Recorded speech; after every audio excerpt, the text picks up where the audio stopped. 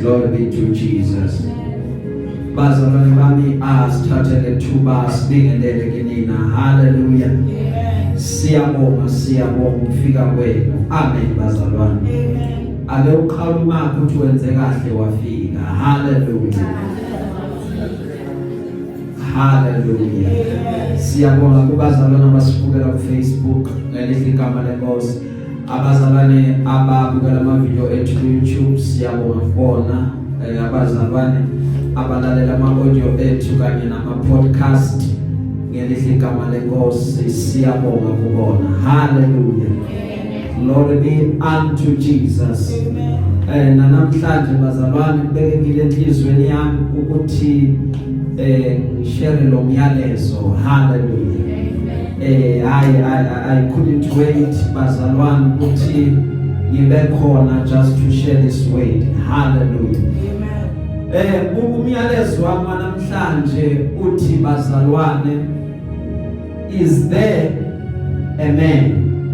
Hallelujah. Is there a man? Ngabe ukhona yini umuntu? Glory be unto Jesus. Is there a man? Ngabe ukhona yini umuntu? Hallelujah. Manje uma singapolitiki ke bazalwane, uyabona la sithe is there a man? Uyabona manje? Ya manje abomama bangathi thina basishile. Hallelujah. So nani mbaliwe lapho ukuthi you are. Thank you. Hallelujah. Amen. Glory be unto Jesus. Ngiyacela ke bazalwane ozosifundela yona ngesilungu asifundele incwadi eka Ezekiel chapter 22 iverse lelodwa iverse laka 30. Hallelujah.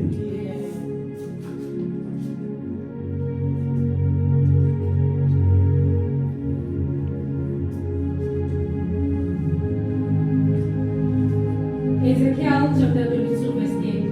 Yes. I look for someone amongst you who will build walls or stand in front of me by the gaps in the walls to defend the land and keep it from being destroyed, but I couldn't find anyone. Amen.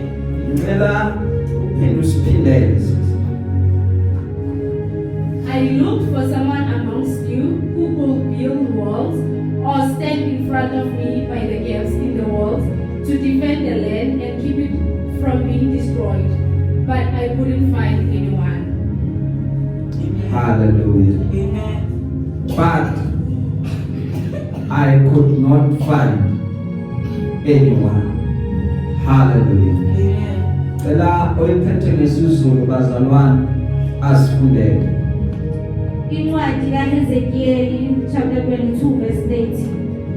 Ngafuna kuwo umuntu wokubiya uthango eme esikhaleni ngaphambi kwami ngenxa yezwe ukuba ngingalichithi, kepha angifumananga. Ngiyacela siphindele. Verse 8.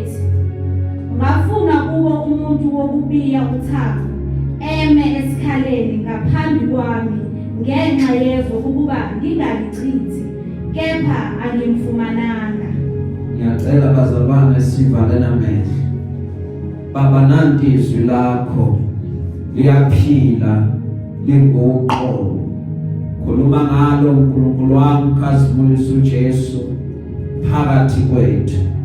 Baba utobhala kahle uyini umuntu ukuba umlandele nendodana yomuntu ukuba uyinake nawe. Nathi ke Nkosi we humble ourselves before your presence. Speak to us ngezwi lakho egameni likaJesu waseNazaretha. Manciphe mina njalo bese wena Nkosi uyaphakama ngoJesu lo Nkosi yethu. Amen. Hallelujah. Is there a man? Ngabe ukhona yini umuntu? Uthi uNkulunkulu mekhuluma la sifunda khona ngafuna umuntu. Hallelujah. I seek for someone ozovala ukuthi kungabi khona ukuzongena. Hallelujah. Ngafuna someone ozophakamisa ibona. Angitholanga umuntu. I look for someone ozoma in the gap ukuthi kube nesikhala esivalekayo. But phakathi kwenu angitholanga umuntu. Hallelujah. Kahle kahle bengizothi kithina bazalwane namhlanje tholakala uMinkosi kudinga because inkosi iphuma umkhankaso wekufuna abantu. Ngabe ukhona yini uyabalelwa yini kubantu inkosi ezobasebenzisa noma ubalelwa kubantu okuthiwa akunamuntu? Ibhlungu into lokuthi uma inkosi ibheka ithi akunamuntu. Hallelujah. Because uma kuzoba nento bazalwane esikoleni basifundisa ukuthi inature ayizwani nevacuum. Inature ayithandi indawo engenalutho. So akwenzeke endaweni kungabi lutho. Always kuhlala kuna something evalayo. Nathi ukuze sibe khona bazalwane sizokhonza inkosi sikhona ngoba kahle kahle inkosi ithembe thina ukuthi sizovala isikhala.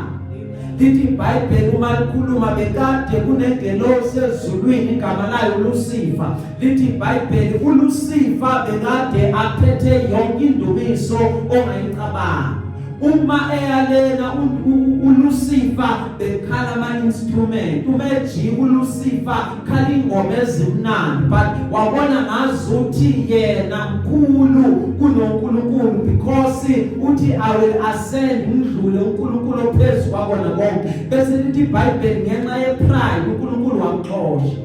Uma sekamxoshile uNkulunkulu uyabuya lapha kuGenesis athi senze umuntu ngomfanekiso wethu asifuze, ngoba izinto uNkulunkulu akwazi ukuzenza ikhona le uNkulunkulu angakwazi ukuthi ayenze, le angakwazi ukuthi ayenze ukuthi ayidumise yena. So wena udalelwe ukuba uzoletha indumiso enkosini. So wena uma uqhathaniswa noLucifer wena uzovala isikhala esashiwa uLucifer. Wena ula uzotshela inkosi ukuthi inkulu kangakanani, inamandla kangakanani, ibusa kangakanani. So ipresence yakho iyas-intimidate isitha. Ngoba umuqala udumisa ayikho into isithi esimelana nayo njengendumiso. Umuqala umdumisa uNkulunkulu isithi asithi sizovala ukuthi uNkulunkulu ungamdumisi, ngoba siya understand ukuthi indumiso yakho yenzani, ngoba kuthi noma kuvaleke ezinye zezinto bese indumiso yakho yaqala yavuka. Hallelujah. So wena uzela uzovala isikhala. Hallelujah. Glory be to Jesus. Kukhona ke omunye ubaba lithi iBhayibheli uJesu umefika kulo baba usehlala echibini 48 weminyaka. Lithi iBhayibheli umefika kuyena uthi kuye, say, do you want to get well? Uthi inkinga yami inkosi anginamuntu. So sometimes into zethu ayilungi ngoba asinabantu. uNkulunkulu mezokwenza into yebazalwane ngenyila uMoses uke wathi inkosi ngicela ukubona, wathi uNkulunkulu Moses akekho ke wangibona waqeda waphila, but mina let me move, then mina will show you my backside. Now uthi obhalayo ke uNkulunkulu asimboni ngezandla. Hallelujah. Simbona ngezenzo. Now ukuze simbone ngoba abadala bebakade bakholelwa ukuthi akekho wambona waqeda waphila. So ukuze sibone ukuthi uNkulunkulu khona uyaphila, sizobona ngokuthi athinta umuntu. Hallelujah. Hallelujah. So bona ngani bazalwane? So ngomuntu siyabona that God is alive. Glory be to Jesus. So ukuthi lo baba akunamuntu okungifaka ngoba sekanalento ukuthi unless uNkulunkulu athinta someone indaba yangayikwazi ukuthi ilunge. So nathi njengoba siphila bazalwane siphila nje ngoba si extension yesandla senkosi thina uNkulunkulu uthemba thina ukuthi siyothinta abantu thina siyobeka izandla kwabagulayo maqeda baphile bese badumisa uNkulunkulu bangabongi thina ngoba uNkulunkulu ukhangela umuntu ukuthi amsebenzise. Ingakho ngizothi kuwena namhlanje tholakala endaweni yokuthi inkosi ikwazi ukuthi ikusebenzise. uNkulunkulu athi khona yini umuntu maqeda bese kutholakala wena angathi uNkulunkulu meqala ebheka athi there is no one. Ngoba kukhona abantu abangenayo esikhaleni bangene bese bayafitha bathi khaxa umengenile uNkulunkulu uzomsebenzisa enza izinto ngaye maqeda ngahamba isikhathi mhlawumbe bese inkosi yamkhumbula bese isikhala sakhe sala sivacant bese uNkulunkulu uyabuza ukuthi khona yini umuntu oyongena esikhaleni saloya muntu ngoba loya muntu behlala naye ngoba loya muntu benomdlelwane naye bese uNkulunkulu uyabheka kithina. But uma thina sibanjwe izinto zethu uma thina sibanjwe ibhizi yethu uNkulunkulu uthi I found no man ozobe esikhaleni akutholi umuntu ozobakhulekela ngiyafuna ukubasiza ngiyafuna ukubasindisa but there is no one who is interceding for the land ukuze the land ingabi destroyed. So is there a man? Ngabe ukhona yini umuntu? uNkulunkulu bazalwana ngeke enze lutho ngaphandle kokuba ayenze umuntu. My next question is, are you available to be used by God? Hallelujah. Uze ungabuki ukuhlanganyela wakho njengokuthi hayi vele ngile enkonzweni. Ake move beyond ukuza bese ubheka ukuthi inkosi isikhala sikuphi bese uthi inkosi whatever wenzayo kwenze nami kulesikhathi. Angifuni ukuba absorbed kakhulu entweni zami. Angifuni ukunaka kakhulu ukuthi better inkwe yami yini engahambi kahle. Manje ngifuna ukuthi kule season nginaka ukuthi inkosi yenza lo inkosi ekwenzayo angitholakale khona. Glory be to Jesus. And watholakala khona uyiserve inkosi uyiserve faithfully so regardless ukuthi abanye benzani. Hallelujah. Regardless ukuthi abanye benza ngoba ukukhonza kwethu it's not competition. Kahle kahle befane ngabe siya complementana. Hallelujah. But manje it comes to a point la sesiyaqhudelana sesiyaphikisana. Hallelujah. Kunabantu abavuka ngezambulo umuntu umevuka athi angizwile la ntshuma mara mina ngayishumayela kancane. No, it's not about the better preaching. It's not about because ekugcineni uzona performance. Ungasaboni lo inkosi ekwenzayo. Hallelujah. Ibinala ihlabelelena asingahlabeleli ukuthi mina ngiyabahlula ngoba wathi waqala waphikisana nabantu uNkulunkulu akahlali lapho ngoba kusho ukuthi pride isisemnyama siyabela. Ngoba uNkulunkulu bethe wena iba humble wena iba ye-servant wena ube phansi ubakhonze bonke. The more baphansi the more yena kuphakamisa. The more uthi inkosi ngize la ngisikhonze ngizokhonza wena. It is the more agcwalisa ngamandla. It is the more agcwalisa ngezambulo. It is the more agcwalisa ngembono. Ngoba injongo yakho akukona ukuhlula abantu. Injongo yakho ukushumayela ivangeli ukhonze inkosi yakho ukhonze ngokuphelela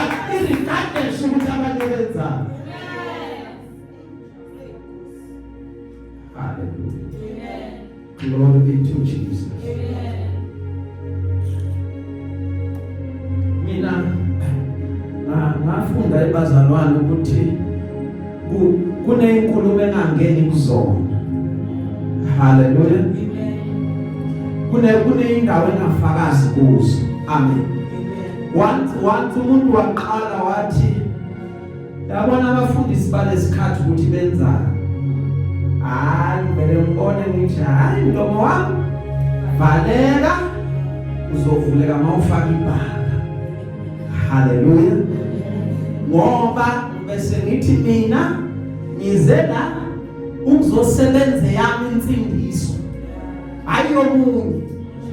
Hallelujah. Glory be to Jesus. Kunezi azimfaki mina. Hallelujah. Mina fanele ngiqaphele ukunyathela kwami. Hallelujah. Ngoba nalo mile fanele ngiqaphele ukuthi angani. So injongo yami enkulu kunaka lokho engikwenzayo naloko inkosi yakubizela bona. Glory be to Jesus.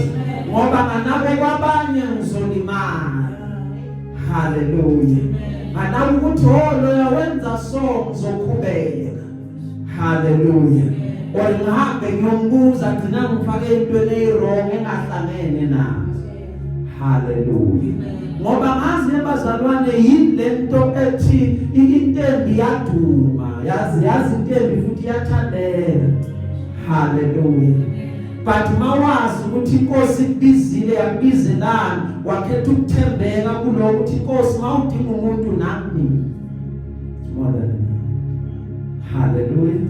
Inkosi izophakamisa ngesikhathi ayisakho ayisabantu. Hallelujah. Glory be to Jesus. Ngoba lebazalwane akathalise ukuthi ubani usibonayo, akathalise ukuthi ubani usivumayo. Uma uzwa ukuthi amazulu asenga kuwe, that's more than enough. If uzovuka ube nezwe likashorayo that God is by your side, that is more than enough. Hallelujah. Because uNkulunkulu engakuwe he is more than a majority. Akathalise ukuthi kujika abantu abayingaki baphendukele. Hallelujah. Is there amen?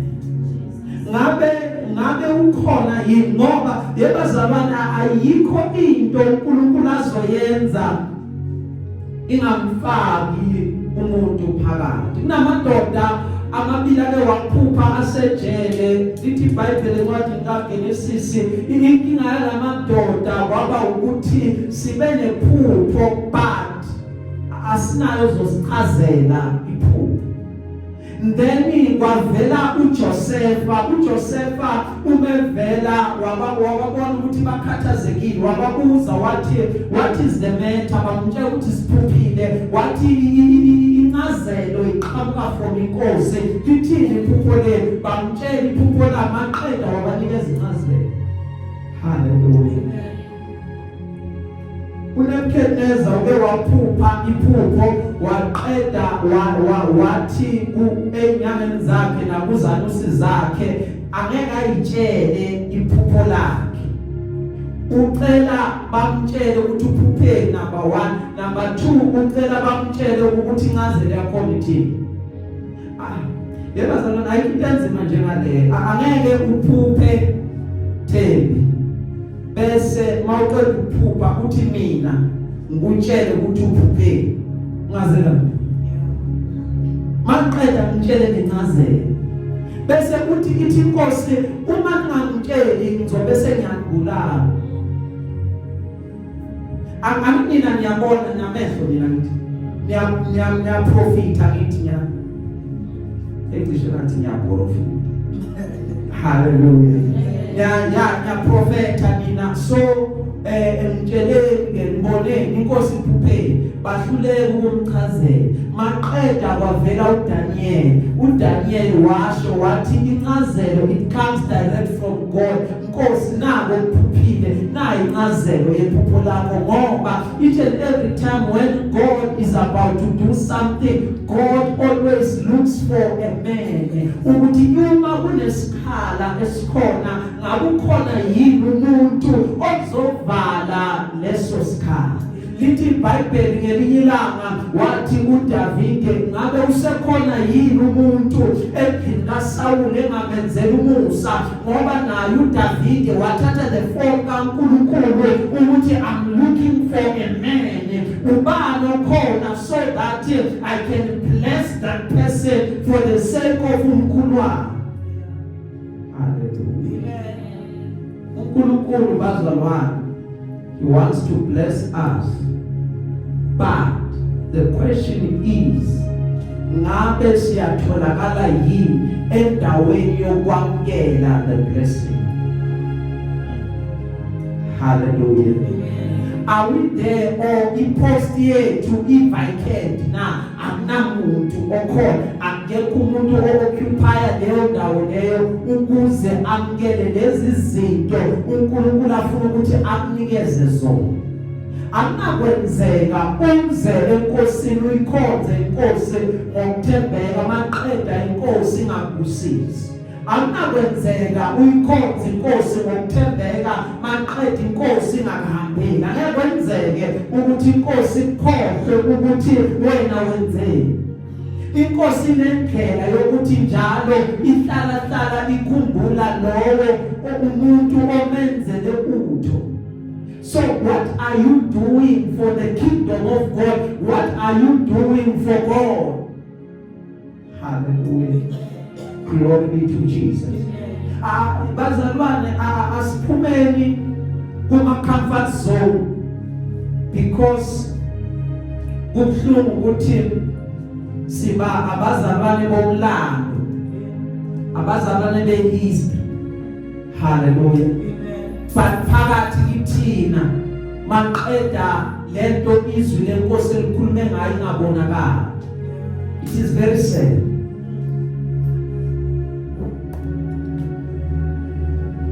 Lithe iBhayibheli ngensuku zokugcina inkosi iyothulula umoya wakhe phezu kwayo yonke inyama, yathi your sons and daughters shall prophesy, yathi there shall be signs and wonders. Now the question comes, ukuthi kithina in our days, in our generation, where are the signs and the wonders? Ngaphandle kwalezi zokuzenzela. Hallelujah. Kwaba khona imvuselelo bazalwane ngapha. Makunemvuselelo manje kumikiswa umuntu ubhuti uhleli kuyimtshelo ubhuti.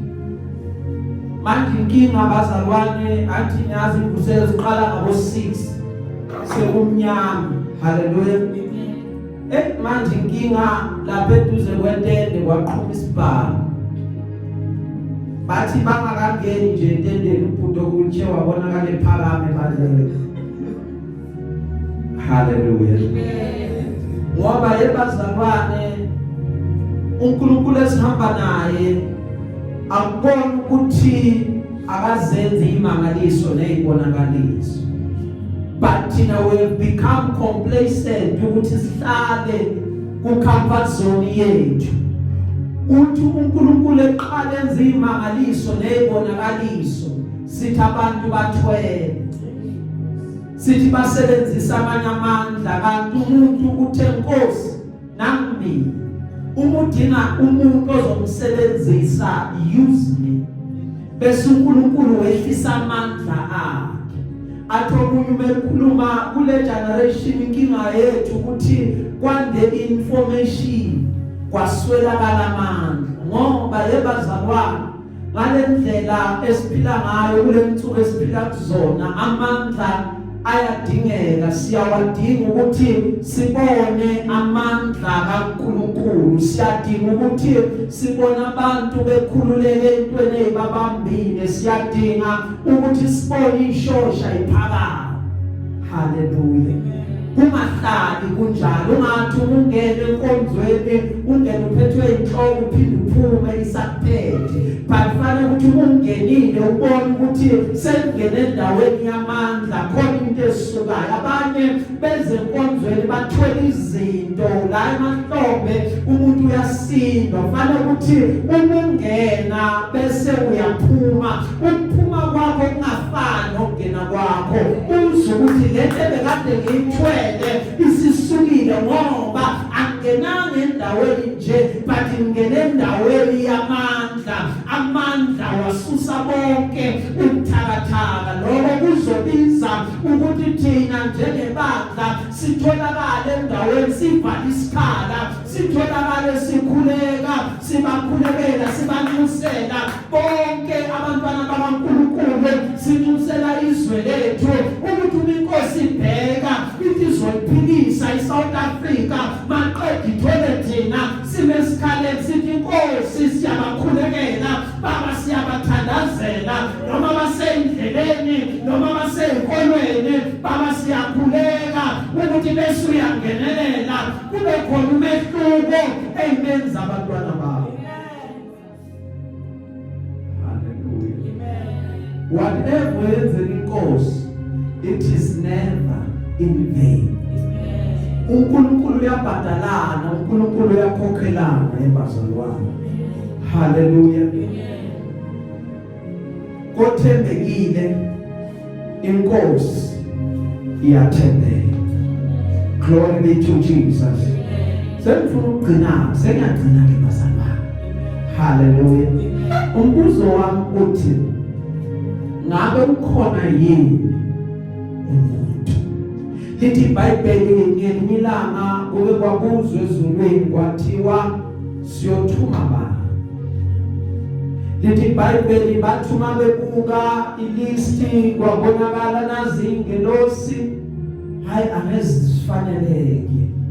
Lithi iBhayibheli babheka kwatholakala ukuthi hayi idalwa zasezulwini angezilungu.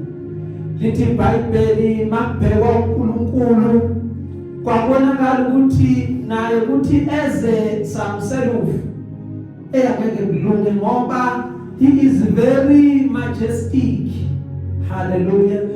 Uma yena bezozehlela awuNkulunkulu bekuyofana nje nokuthi uyabona wena mawumile bese ubona intuthwane bese uvela unyathele nje so kwabonakala ukuthi uma kwehle yena angesikhona ngoba it is not only i presence noma umajestic bakhe but uNkulunkulu uphinde akhazimule ngobungcwele so inkazimulo yakhe ibikade izosiphandla. So kwabonakala ukuthi ayena akekulunga ukuthi aze yena himself. Hallelujah. Wathi makusabhekiwe ukuthi sothuma bani ayi manami uNkulunkulu futhi evela athi nami mina thuma mina. Kwathi mabhekwa kwathiwa hayi man uye moslo iphathi yeTrinity. He is God the Father, God the Holy Spirit. How the Son sefuna ukuya. Uyabona bazalwane uNkulunkulu mezoyenza into yakhe ukufunda kahle iBhayibheli from Genesis uyavela uNkulunkulu elithi iBhayibheli ubevela ezohlala nomuntu. Lithi iBhayibheli at the cool of the day uNkulunkulu behla azohlala noAdam. Elithi iBhayibheli uma ulifunda bathe masebonile oAdam bahamba bayofihla ngoba bathi Nkosi sizwile your presence, sizwile ukunyathela kwakho ukuthi sewukhona. After uNkulunkulu wazohamba noEnoki, elithi iBhayibheli uthe umehamba noEnoki waze wambheka yena wamthola ekuye ngoba uNkulunkulu ebona ukuthi umuntu uyakwazi ukuthi ahlale naye. Uma uNkulunkulu sedlulile lapho kubese kubhekwa ukuthi yothunywa ubani bese the Son comes into the picture. When the Son comes into the picture uthi here I am Baba send me. Na uma ezothunyelwa akathunyelwa nje kwamele ukuthi kube khona ama adjustments enziwayo. kwamele ukuthi uNkulunkulu bakhe abusrinke abulinganise nomuntu. Hallelujah. Umekulinganisa nomuntu bezofika emhlabeni, he was 100% God. He was also 100% human, but yena waqeda wakhetha ukuhlala kumuntu. Hallelujah. Why ngithi wakhetha ukuhlala kumuntu? Ngoba njalo nekhuluma uthi indodana yomuntu, the son of man. So uNkulunkulu uthe unekhangela umefuna umuntu watholakala yena wathi Nkosi, here I am, send me, I shall become the son of man. Abangizwa bazalwane. Yabo ukuthi abangizwa bayithula bosengubo. Hallelujah. Ukutholakala in the form what the son of man. Ngoba bazalwane njalo uma kunombuzo othi is there a man, uNkulunkulu ebuza lowo mbuzo kusho ukuthi sekunesidingo thize esikole. So ukuze kulungiseke fanele ukuthi lesidingo bese siyavalela, kube khona umuntu ozofika azosivala. Uma Jesu efika uzovala idingo zabantu, uza ukuzovala all the needs of men. So uma njalo uzwa, is there a man? Yes, there is a man. His name is Christ Jesus. Njalo uma kuthiwa na post which is vacant, uyafika zovala isikhala. Yingakho Paul atume khuluma ngingakwenza konke ngayo nqinisa ngithi nganamandla bese ngiyakuye. Who is the son of man? Bese the son of man omokimi afike namavale leso sikhala. Asikwazi ukuqhubeka sibe vacant ikhona mina ngoba mina sengifike kimi amalive in him. Kwathi makuzwe ezulwini, is there a man? Watholakala, yes there is a man. He is the man Christ Jesus.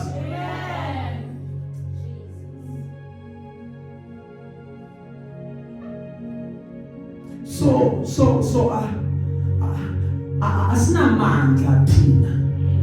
Mina nabazalwane ngibuthakathaka, anginamandla. Hallelujah. Angidipendi even nasemandleni ami, ngoba I understand how weak I am. I'm solely dependent emandleni kaKristu.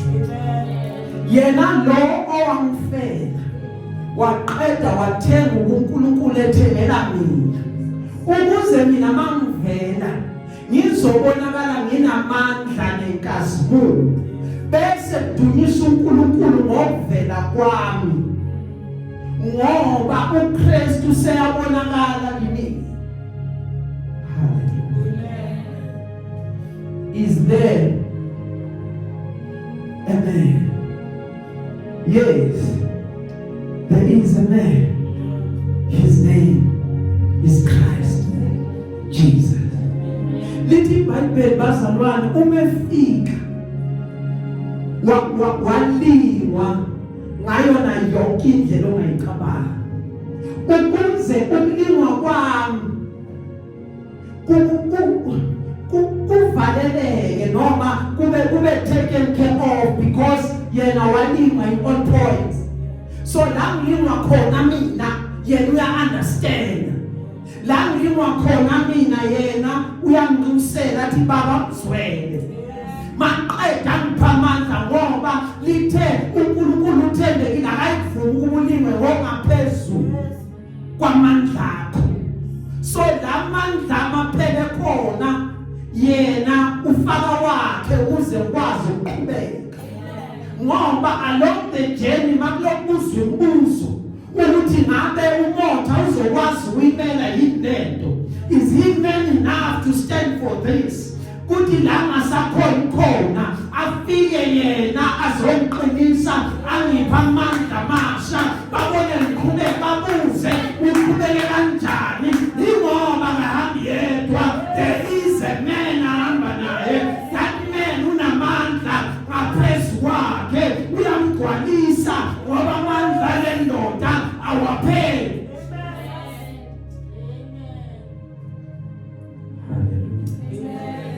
So, yes, there is a man. And nami ngiyakwazi uma because kunendoda eyangimela, kunendoda esaqhubeka imele.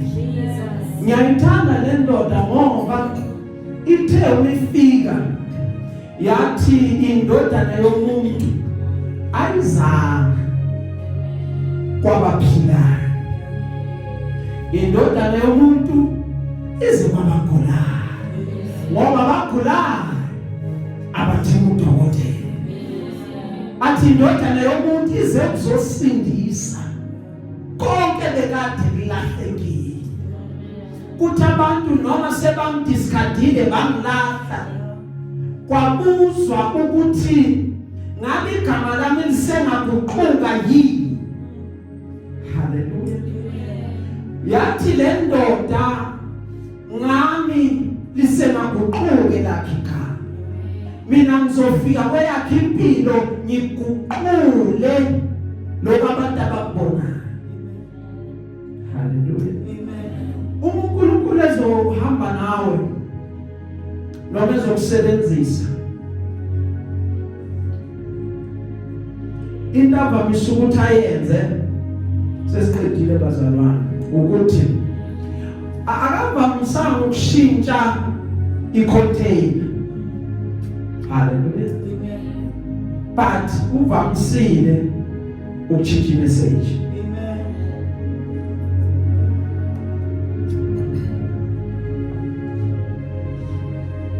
uNkulunkulu akavamisanga ukushintsha icontainer, but uvamisile ukushintsha imessage. Hallelujah. Ake ngithi akavamisanga ukushintsha icontainer, but uvamisile ukushintsha icontent engaphakathi. Hallelujah. Cause la kuswena kuyingokuthi ubukeka kanjani, kuya ngokuthi uphetheni. Hallelujah. Ziningi ikhaftini ama-2 liter abhabe ice cream ngaphandle mara phethe amasaladi. Hallelujah. Mama unganakanga ungaya kakhulu uthi ayisephumile vele esontweni namhlanje khalele ice cream ngibonile ngathi umama uyithengile uyifake lapha efrijini. Cha yazi bahlupha like angazi bayibekele lapha phezulu befanele bayifake ku-deep freeze izomente. Uyikhiphe lapha ubeke isitsha ulungise. Uthi uyavula uyabona kubhalwe ice cream. Mawuthi uyavula udibane namasaladi. Hallelujah. uNkulunkulu ezokusebenzisa kusanokwenzeka amashintshi indlela obukeka ngayo, but ashintshe lento iphethe. Once iqala izwakala uzobona sebaqala bakhuluma. Hallelujah. Ngicina naku ke bazalwane, kuke kwenzeka senze imvuselelo ngomunye unyaka sihlangene nabanye abazalwane.